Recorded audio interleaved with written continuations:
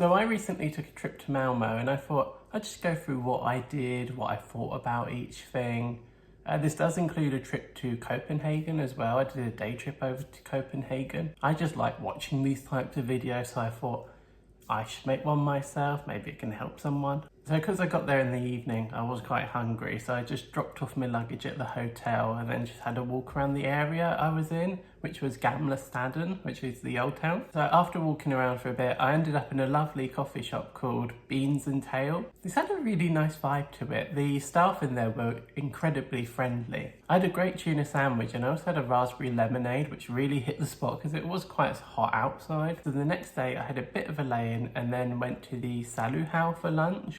It seems like whenever I go on holiday, I end up either in a food market or a museum. So this one was a food market. I thought it'd be bigger there from the pictures. It did seem a bit smaller and it was very busy when I went. It was lunch, so obviously it would be. It was quite hard to pick what to get because there was quite a few different places I wanted to go, but at that point I'd been eating quite a lot of rubbish, so I thought I'd go for on the healthier side.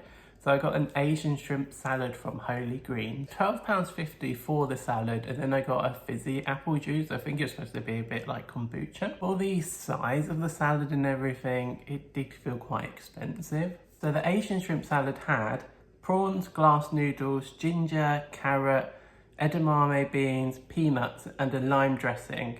And it also had coriander in it as well. The portion did look quite big, but that's because 80% of it was coriander. It was alright, it was a bit boring. After that, I went round to Flavoglass, which is like a sorbet and ice cream place. I got a blood orange sorbet from there and it was amazing. It's the best sorbet I've ever had. I also got a little sample of a strawberry one too because I said how much I love strawberry ice cream. So next after that, I walked around to Malmo Castle. It's kind of like mini museums in one. There was an aquarium, there was like a natural history bit, there was art exhibits, and then there was the actual castle itself. It was only £4.50 entry, which I feel like for the amount of stuff there is really good price. There were some parts of here that I went through quite quickly, like the natural history bit, because I think once you've done one of those, you've done them all. I found the Swedish art through the centuries interesting. I'm not really one to like stop and look at art and then just have some deep, meaningful connection to it. There was a photograph called Still Life, John and Jane Doe in the Arena by Annika von Hauswolf. I think this is the first time I've actually been like stopped at a picture, like a picture's just drawn me in so much. There's also an exhibit on modest fashion, which I thought was really interesting. It's not really something I've ever thought about. I took my time through here because I wanted to absorb all this information. And I loved walking through the actual castle itself. There were some really beautiful sections. The Swedes are really proud of their victories over the Danish. I would definitely recommend going here. It was only £4.50 and it packed quite a lot in there.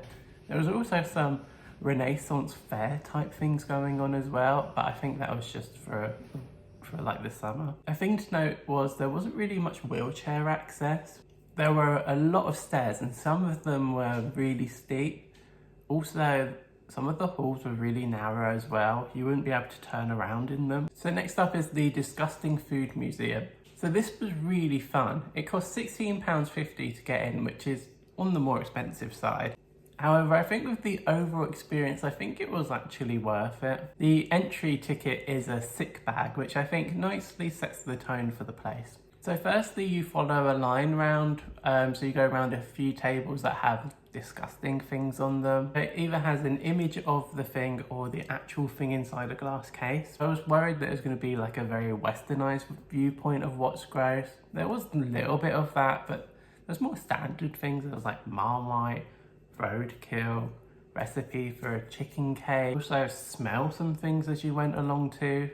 But the main thing for this place is trying actual disgusting things. So when you get to the end, there's a bar and you go along and try things. In total, there was about 12 to 14 things. There's like a section on bugs, cheeses, fish. And then at the end, there's sauces that they use on hot ones. I actually liked most of the things. There were things I really didn't like is the cheeses actually, because there was like a Parmesan-like cheese and I despise Parmesan.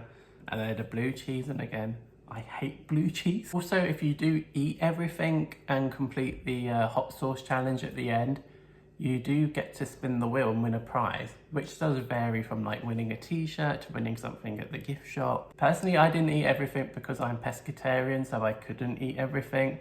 Also, there was someone there that was vegan. They could only eat, I think it was 4 or 5 things, so there wasn't really that much choice for them. Really enjoyed the overall experience. It was nice at the end because they kind of group you up with other people to try the stuff. So there was a nice bit of camaraderie to it. It was also really good because there was a mix of nationalities in the group I was in. I was with Swedish people and then I think some from Central Europe. I loved the Marmite-like spread, but the Swedes absolutely hated it. So after that, I went to David's house and just took a stroll around there, did a bit of window shopping. I quite liked it in this area. People online made it seem like it'd be the Purge or something, but I thought it was quite nice. It kind of had a Brighton vibe to it. That was it in Malmo for me. It was quite a short trip there. I really had fun. It was a beautiful city. I think it might be my favourite Swedish city now. So while I was in Malmo, I did a day trip to Copenhagen. I went by train to Copenhagen from Malmo station. It was really easy. It was just one train. It took about 40 minutes. There wasn't any passport control or anything.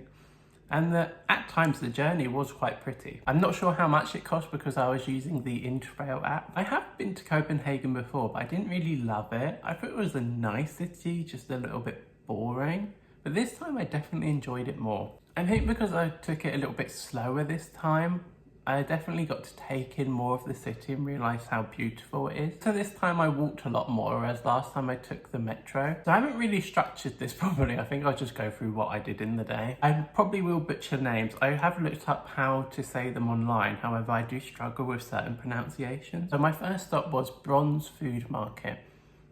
I went through Nyhavn to get there, which I thought was really disappointing. It was always on, you must go here, top places to go in Copenhagen, but I just thought it was a bit boring. Looked really pretty, but it just seems to be good for Instagram pictures. So at Bronze Food Market, there was about 10 vendors. There was a nice variety, but they didn't really seem to be much in the way for vegans. Signs would say vegetarian, but not vegan. I ended up going to District Tonkin and got a tofu banh mi and a lime and elderflower lemonade. It came to £15.90 for the two of those, which is a bit much, but it's a food market, so the prices are going to be knocked up a little bit. This is my first time trying Vietnamese food, so it was really exciting for me, and it did not disappoint. This thing was huge. I think I probably could have split it with someone else, but it was delicious. It was a little bit on the spicy side for me, however, I could still taste the flavours of everything and it was really good. There was a lot of coriander in it though. Lime and elderflower lemonade was really refreshing too. It was quite a hot day, so that really was perfect. Then I waddled up to Rosenborg Castle. Again, this was £15.90, which is quite a lot. I love history and find royal history really interesting, so I did enjoy this. I do feel conflicted when entering places like these. Whilst I can appreciate the beauty and the craftsmanship that goes into the building, my mind goes to those who are struggling during this period. The flaunting and the parading of wealth, just like the royal families of today, it makes me uncomfortable. On a different note, the gift shop was shit. I wanted the cheap tack. I wanted the tubes that go whoop, whoop, but no, there was nothing like that at all. It was mainly jewellery. I mean, it was nice stuff to look at, but it's a very posh, it's just really overpriced, expensive stuff. Not for me. So after that, I waddled down to Torvhall. Again, a food market. So this was quite an obvious tourist trap. Things looked really nice, but it was very, very expensive. I did have a good coffee from Glean in there though. So after that, I just walked around for a bit. I just really liked just strolling around. The city itself is really beautiful. So that was me done in Copenhagen and me done in Malmo. The next day, I took a train from Malmo to Stockholm, which had a bit of drama in itself. I didn't realise that you had to book this in advance and reserve a seat. So yeah, that was a little bit of panic. Thank you for watching. I hope this helped. I like watching these sort of things to know roughly an idea of what I'm doing. Yeah, so hopefully this does help.